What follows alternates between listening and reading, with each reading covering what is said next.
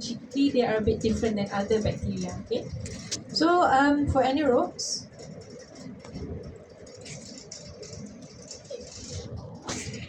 so these are your learning outcomes. You have to define the types of anaerobes. Anybody remember what they are? How do they?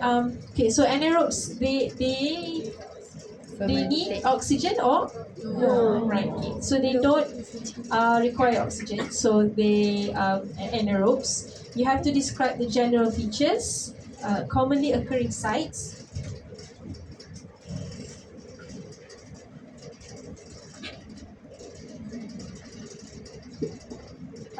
Pathogenesis, conditions caused by clinically important anaerobes. You need to recognize which are clinically important anaerobes. What are the appropriate specimens? Procedure for collection and transport. Recognize the indications for anaerobic culture and the principles and management of anaerobic infections. So they are a bit special because they cannot be exposed to oxygen. So you can imagine the way that you extract the samples and how you do the culture for anaerobes is a bit different than other bacteria. Okay. Um, right.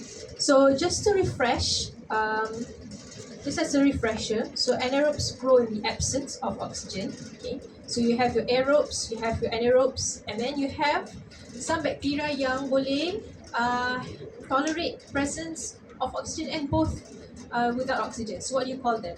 The facultative anaerobes. Okay, so facultative anaerobes, they prefer oxygen. Okay, but they can grow without oxygen. Okay. So again, just to refresh, aerobes they have the enzymes to break down oxygen. So anaerobes, they don't have these enzymes, right? Superoxide dismutase and catalase. So just for your information, anaerobes, there are the two more types of classification. You have strict obligate anaerobes, and then you have some yang boleh tolerate very low amounts of oxygen, about 2 to 8%. Okay. Also, anaerobes, they are ubiquitous, meaning they are all around us. They are available in soil, in water, in sewage. They are also part of our normal flora. Okay, so tak semua anaerobes are pathogenic. Okay, so in normal conditions, they do exist in our body and all around us. Okay, but what makes an anaerobic infection is when dia berada di tempat yang dia tak sepatutnya berada.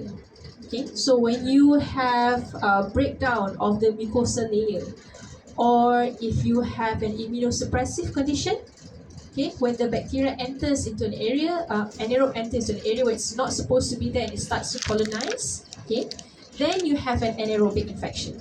Okay, so for example, if you have an appendicitis, you have perforation of the appendix, then the bacteria can enter the appendix. It's not supposed to be there, then they can initiate infection.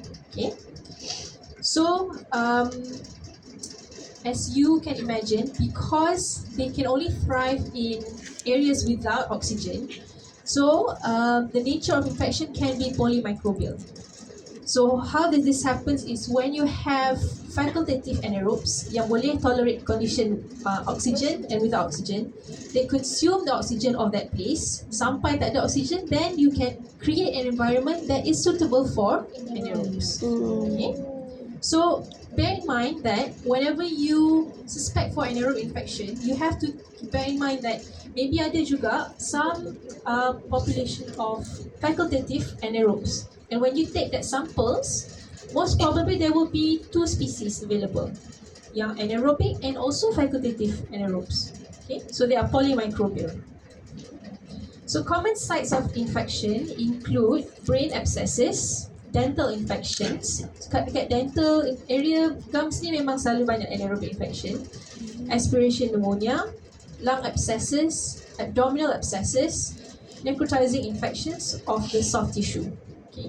So if you notice dalam semua list ni, common list of infections, one thing that is common that is abscess. Okay, so an abscess too is a big indicator or sign for anaerobic infection. Okay, so pathogenesis for anaerobes is very helpful in for you to understand how anaerobic infection happens. So it will help you understand how you can treat, manage, and isolate the bacteria. Okay, so again, like I said earlier, it all starts whenever you have disruption of the surface. Okay, so when you have something macam wound ataupun perforation, disruption of the mucosal surface, you have entry of the anaerobic bacteria into an area and it's not supposed to be. Okay, and then if you have an area where you have other species of bacteria that can facilitate an environment for anaerobic growth, for example, macam if you have an E. coli in the gut, it can consume the oxygen and create an anaerobic environment that will help the anaerobic bacteria to thrive. Okay. So, for example, in abdominal abscess, kalau E. coli ada kat situ, they consume the oxygen. Okay. So when there's reduced oxygen and oxidation reduction potential, you have reduced blood supply sebab oxygen tak ada kan, cannot provide oxygen, and then you have necrosis of the tissue. So all of this will actually promote anaerobic infection. Okay, so bear in mind the polymicrobial mode of the infection. Okay. It creates the anaerobic conditions, and then you have manifestation of the anaerobes. Okay. So sometimes, in cases where there is wound contamination, specifically for spore formers, macam all around us we have Clostridium kan spore formers kan. So sometimes you have spore formers in areas yang tak berapa, I mean it's not suitable for them to thrive. But when they have contamination from spore formers, they enter the wound. Bila dia duduk dalam area yang dia boleh thrive tu, then they start to grow. Okay. So the nature of anaerobic infections, they depend on the type of anaerobes. Okay, so different anaerobes have different virulence factors. For example, Clostridium perfringens adalah cysteines kan. So it can hydrolyze acetine, and then you can also have proteases. So this will break down proteins. Okay. You can have some bacteria that are adhesins. Adhesins will have it attached to an area. Okay. Most of the virulence factors ni, dia adalah they destroy the tissue. Okay. So hydrolysins, fibrinolysis, okay. Capsular resistance to phagocytosis. So a lot of the virulence factors for anaerobes are things that help them thrive and cause tissue destruction. Bila ada tissue destruction, that's when abscesses happen. Okay.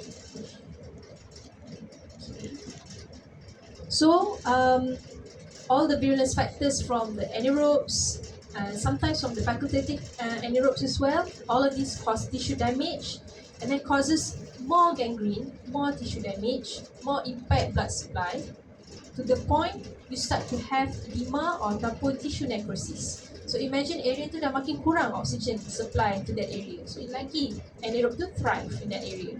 Okay. So sometimes this can also cause more perforation or spillage of contents to the. This is just an example.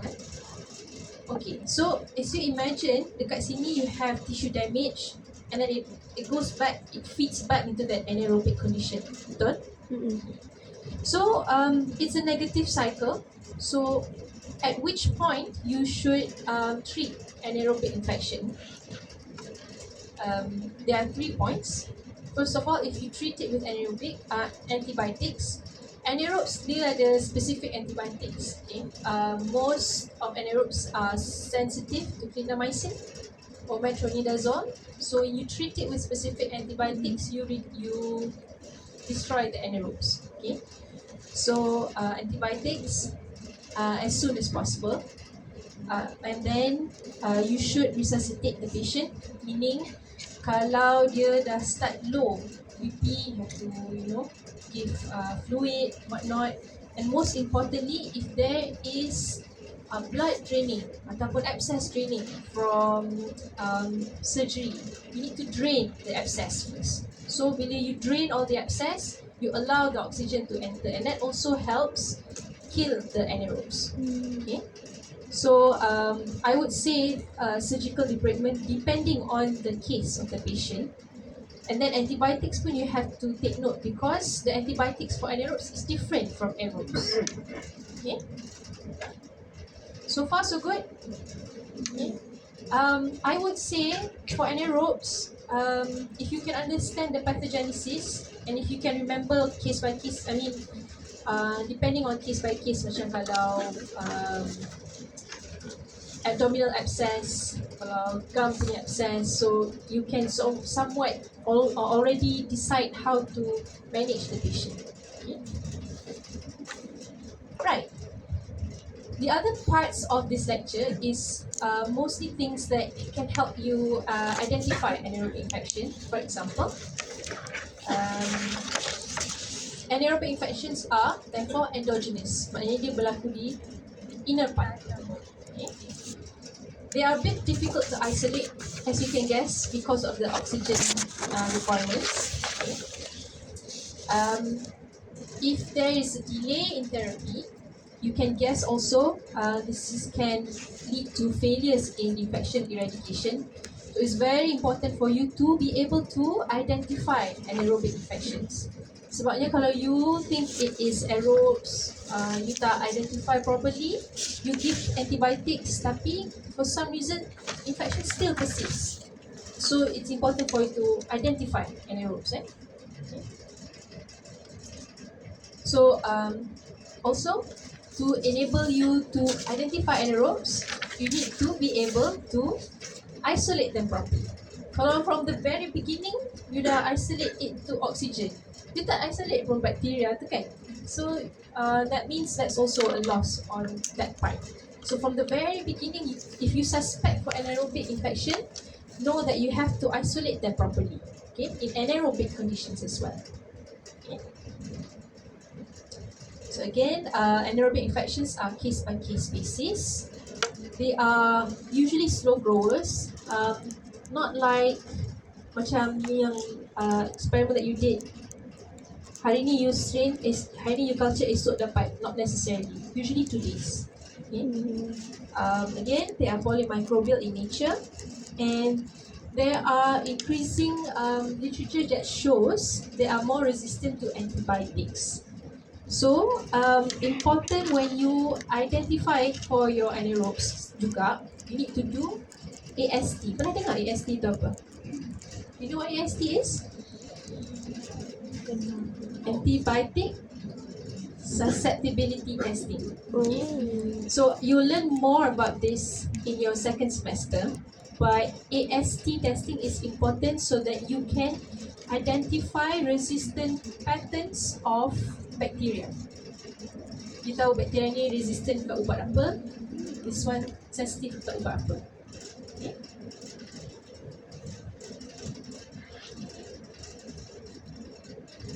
Okay, this is a somewhat popular thing to ask in your MCQs. What are signs and symptoms of anaerobic infections? Again, abscess is a big indicator for anaerobic infections. Fever, yes, but for me, fever is a very generic symptom.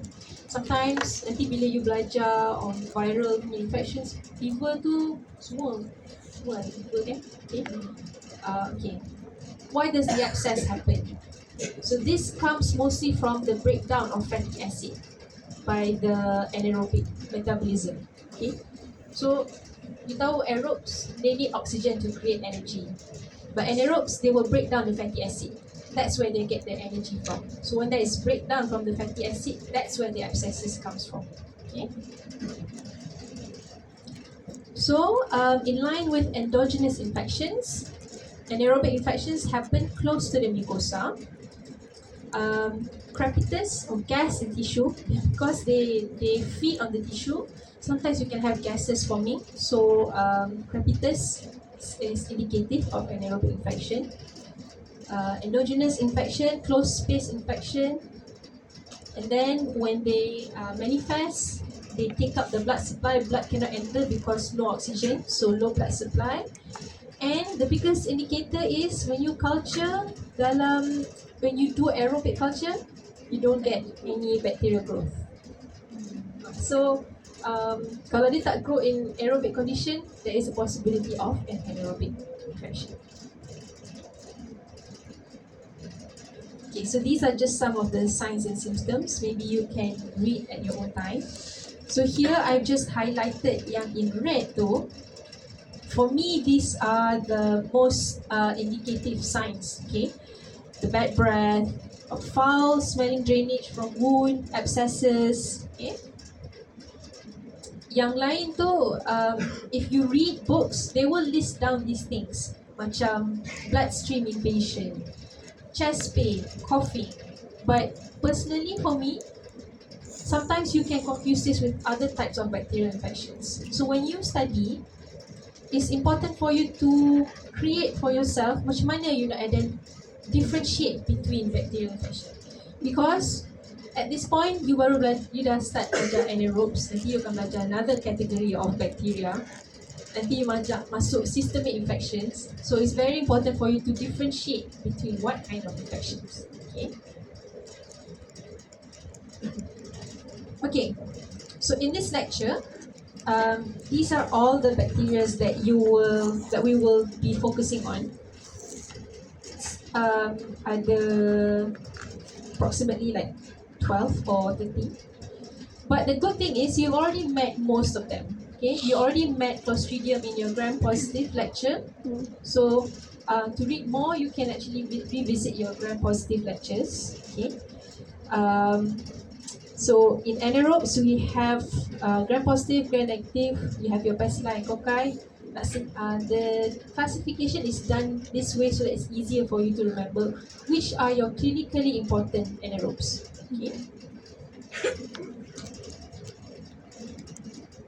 Okay. So here these are just some of the sites and most probable isolation areas for the bacteria. Okay. So gum site ada banyak bacteroids, fusobacterium, actinomyces. Okay. In the stomach area, bacteroids pun banyak, Clostridium. In the urogenital area, skin, okay, skin propionine. Okay. Okay, types of anaerobic infections. So these are just list of infections. Okay. So in brain abscess ada apa? Oropharyngeal, pleuropulmonary infections, intra-abdominal infections. Okay. Female genital tract infections, skin and soft tissue infections. You have bacteremia and endocarditis. Just a good exercise for you when you come to look at this lecture. Try to highlight yang mana satu gram positive, mana satu gram negative. Okay, so that will also help you memorize or understand better lah. Okay. My tip for you is to understand the pathogenesis and then try to list down. Kalau dalam case ni pathogenesis dia macam mana? Case ni pathogenesis macam mana?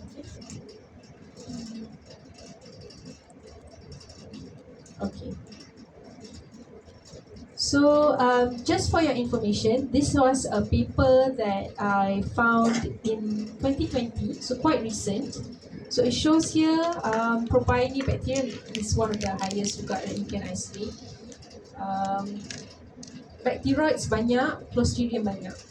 Okay, so in the hospital, I know in the exam we ask on a lot of other species, but it's important for you to be able to read papers, recent papers, on what kind of bacteria yang mostly isolated, so that you keep a lookout. Maknanya ada highest chances that you will meet this bacteria in the patient. Okay. Okay, so just a revisit on the anaerobes, because we'll go into this one by one. Okay, So the first one is the gram-positive bacilli, Clostridium. You remember this from your gram-positive lecture? Yes? No? Okay. Just a tip for my lecture.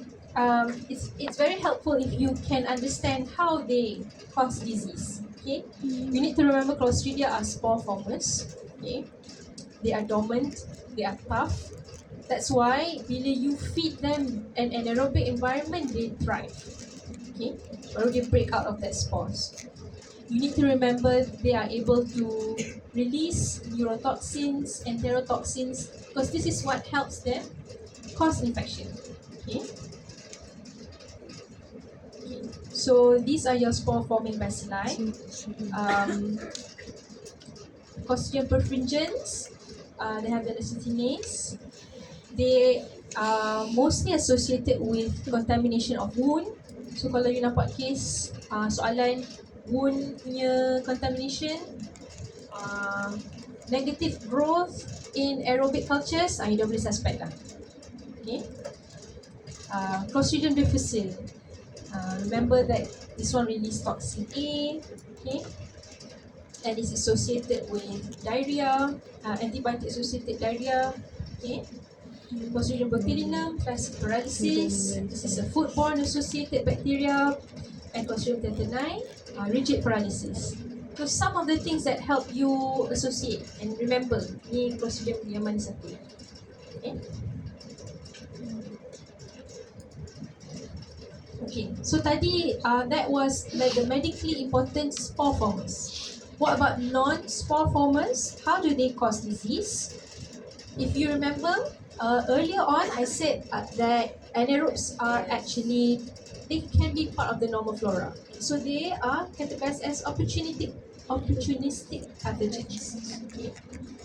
They cause endogenous infections and they need help from aerobic bacteria to create the anaerobic environment. Okay. So bearing this in mind, you understand how they cause infections. Okay. So your gram-positive actinomyces, the most common is Israeli. They are slow growers. They commonly cause lumpy jaw. Okay, so if you see here macam ni, you are the abscess. So can you swab the abscess on the surface ataupun you have to do deep needle aspiration? You kena ambil internal kan, so you tak boleh swab yang luar tu je, because that one is exposed to oxygen. So you need to aspirate abscess yang dalam. Okay. So actinomyces, some of them are aero tolerant. So this is what I was mentioning earlier. Some of them can tolerate very low amounts of oxygen. Okay. So diagnosis from examination of pus. Treatment is by penicillin. Okay. Streptococcus, they are obligate anaerobes, and some strains can tolerate small amounts of oxygen. The virulence factors is by hemolysin. So hemolysin buat apa? Lysis. Okay.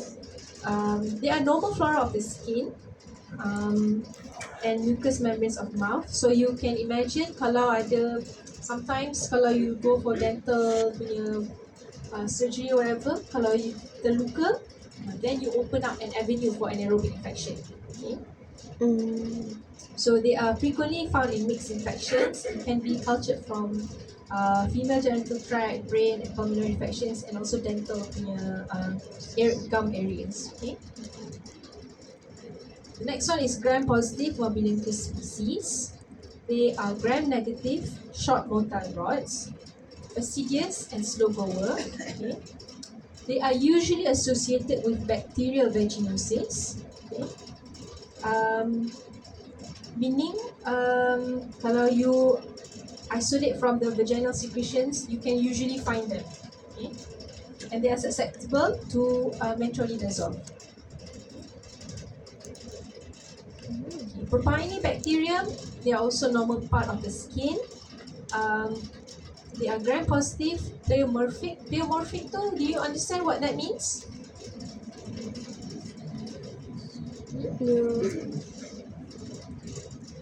Actually pleomorphic ni maksudnya dia sometimes you can see them in cocci, sometimes bacilli. So dia tak berapa distinctive sangat dia punya bentuk dia. Okay. Club shapes,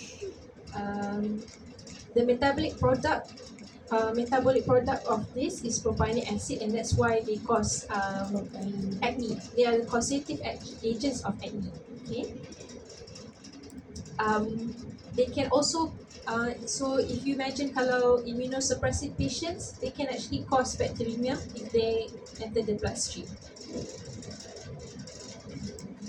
Okay, next one is lactobacillus, Neobacterium and Arachidea. Okay, lactobacillus, they are normal flora. They rarely cause disease. Eubacterium is infectious role in intrauterine device. Arachidea is similar to actinomyces. It's associated with infection of the lacrimal canal.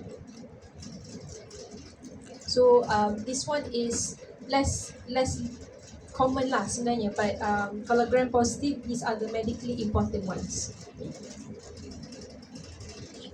Okay, so for gram negative, bacteroids, this is quite popular anaerobe, if you will. So they are mostly frequently recovered from clinical specimens. So bacteroids ni banyak juga isolated. Okay. They are non-spore formers. You can find up to 1 to 2% of the normal flora of the gut. Okay. Oxygen sensitive colonies are identified by liquid chromatography. Jadi not so much in the medical hospital.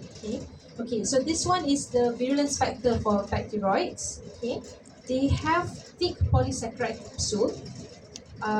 Lipopolysaccharide of bacteroids are not endotoxin like gram negative. Okay.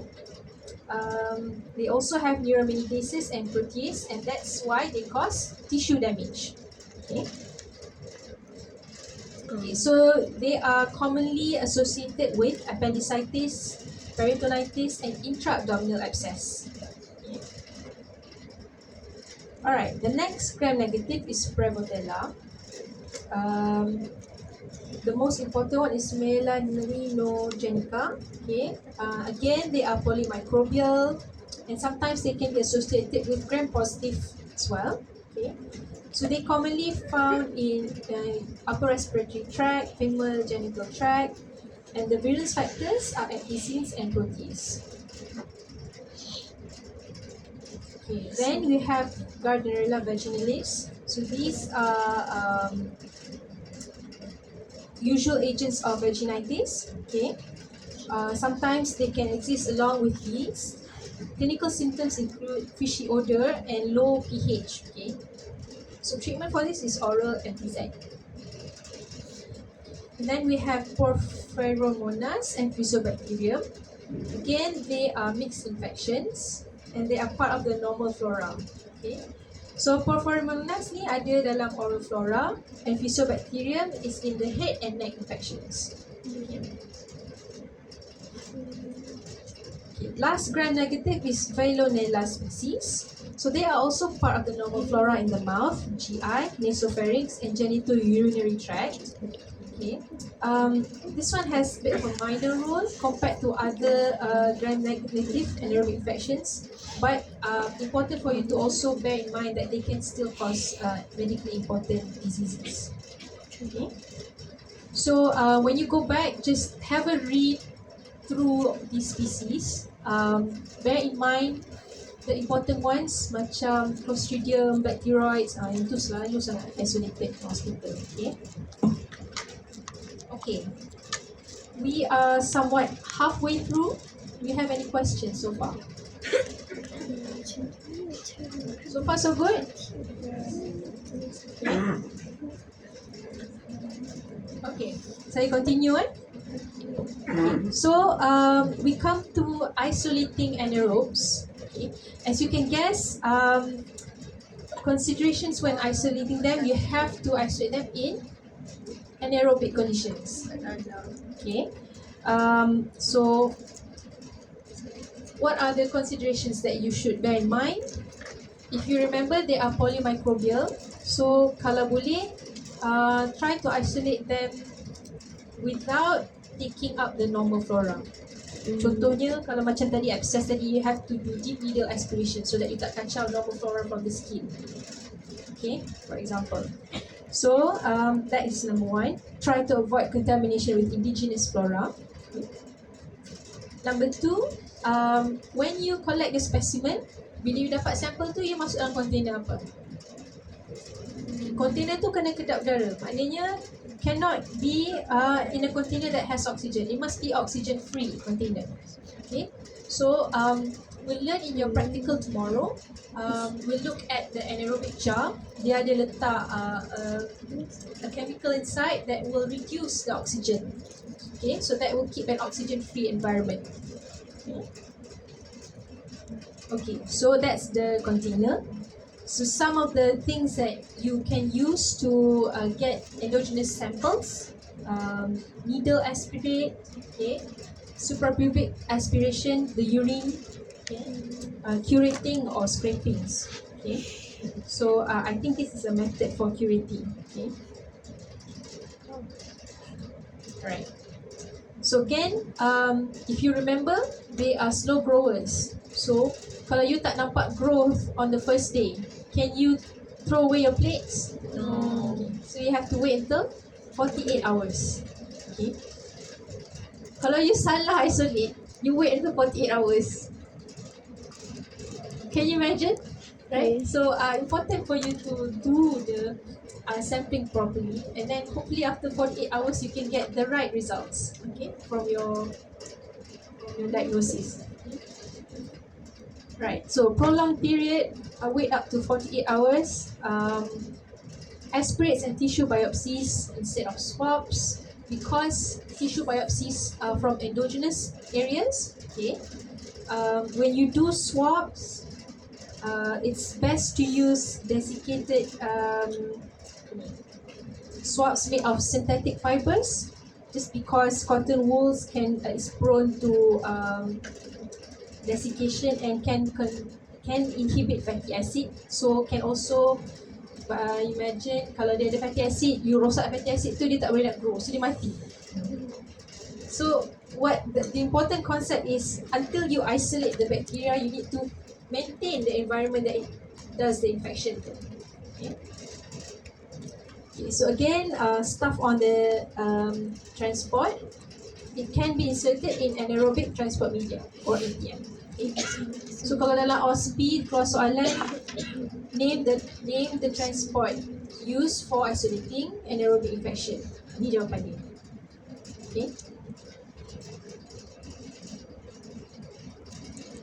Okay. They also mentioned that microbiology lecturers suka bagi clue dalam lecture. I don't know if you guys know that, but this has been a trend with us so far. We always give clues for exams during our lectures.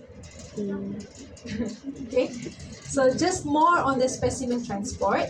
Again, nothing, you cannot transport material in syringe, because when you pull up the syringe, you introduce oxygen inside. Okay. Other stuff on transport media, anaerobic transport vials contain special media. Bodily fluids must be transported in sterile tubes. Okay.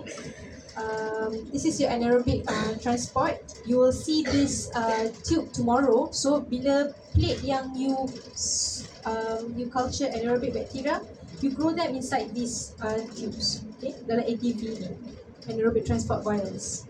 Yang lain you letak dalam, kalau aerobic culture you letak dalam the normal punya culture room tu. But for anaerobic you need to grow them here, because this is an anaerobic environment inside here. Okay. For swabs you can use anaerobic TM oxyplate. So here they also cover the swab tu and maintain the anaerobic environment. Okay. For tissue pieces and curettings, you can put them in sealable plastic bags in an anaerobic atmosphere. Right. So when you do culture, sometimes in research labs they have special hoods where you do the swab, the culture, the streaking inside there. And dalam ni ada, so you put your hands here, and inside here is the anaerobic environment. Okay. So this is the ATV punya diagram. We'll talk more about this tomorrow. Okay. But basically you have carbon dioxide, and then you have anaerobic indicator here with sodium bicarbonate and sodium borohydride to reduce the oxygen.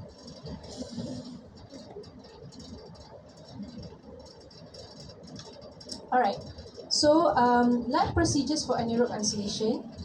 This part here is the routine one, okay? So usually kita akan culture. Kita akan culture on blood agar. Blood agar tu, so kalau ada infection where you suspect for anaerobic infection, you do both aerobic and anaerobic. So on anaerobic punya growth, it will be blood agar where you supplement with metronidazole.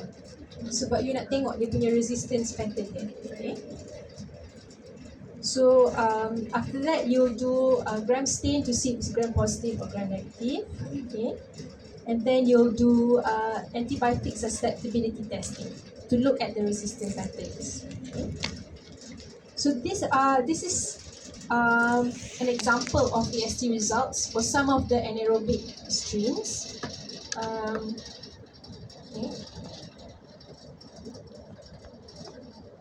Okay, and then we come to the management for anaerobic infection. So so if you imagine anaerobic infection ni sebab dia ada combination of facultative dengan anaerobic kan. So and then because dia kena ada some method where dia boleh masuk dalam area yang it's not supposed to be. So usually anaerobic infections are quite serious. By nature they usually require hospitalization. Contohnya macam appendicitis, memang you kena ada surgery. Kalau you ada accident, wound ke apa ke, memang usually is hospitalized infections lah. You will not isolate anaerobes from GP or something like that. Okay. So as you can guess, when they are hospitalized, when there is surgery involved, the first thing you need to do is to drain out the abscess. Okay. Drainage of abscess first, and then resuscitate the patient. Okay. After that, when you drain the abscess, you take the abscess to do for isolation and identification. Lepas identify, if you identify for anaerobe, terus bagi antibiotics. Okay. So for anaerobes, what kind of antibiotics is usually given? Metronidazole or clindamycin. So dalam exam, kalau you suspect for anaerobic, you can almost certainly answer these two things. As long as you remember, these are the two antibiotics that you would usually give for anaerobic infection. Okay. Okay. So again, last point here. Antibiotic usually every antibiotic does not work as anaerobic, but nearly all anaerobes are killed by clindamycin, metronidazole, and imipenem. Ada satu lagi, I think third generation is meropenem. Meropenem selalu juga hospital lagi. Okay. Okay. Basically, sebenarnya satu lecture ni semua dalam slide yang keempat tadi tu. If you notice, dalam slide pathogenesis tu. Okay. So if you study that one down to the bone, you'll get anaerobic infections. I mean, not get, but understand. Okay. Okay. So let's test the case study. Okay. We have a 35-year-old man who was brought to the ED with high spiking fever, severe pain in lower right quadrant of abdomen, loss of appetite. Day before, his abdominal pain became severe, fever was constant. What's the clues here? Severe pain. Abdominal pain, high spiking fever. High fever? You can say that, okay? Pain at the lower right Lower quadrant. quadrant. Okay, ni maknanya dia ada pain kat abdomen dia kan? Yeah. So, kalau lower right quadrant of abdomen tu, what would you suspect for? Appendicitis? Okay. Appendix. Fever, constant. Okay. Physical examination, tenderness in right lower quadrant abdomen with rigid tenderness. Okay. CT scan showed intra-abdominal fluid with abscess, lower right quadrant. Is this a clue? Okay, you see that? The rationale dia betul, abscess. ruptured appendix with polymicrobial abscess. Right? So you do, then you take the abscess, you do lab diagnosis, you do gram stain. Okay. Kalau gram stain negative, what is the causative agent? Most probable. Crimson gitu. Gram negative, Bacteria. bacteroids. Good. Okay. So gram negative dia sebenarnya kalau gram positif then you have Clostridium tu yang banyak jenis. Kalau gram negatif intra-abdominal most of the time usually mesti bacteroids. Okay. So if you see a question that says negative aerobic culture, gram stain negative, ruptured appendix abscess. Sometimes we'll not ask you what's the causative agent. Sometimes dia terus tanya, what is your suggested treatment for this patient? Metronidazole. Pusing sikit. Clindamycin. Clindamycin. So here because dia ada abscess tu, again we drain out the abscess first and then we treat with antibiotics, metronidazole. Okay. Right, everyone okay? Okay. Okay, so these are my references. You can find a lot online. Any questions? Kalau tak ada, you can see me tomorrow at practical where we will cover more in depth for both gram negative and anaerobes. Okay. With that we tutup kelas dengan tasbih kifarah dan surah.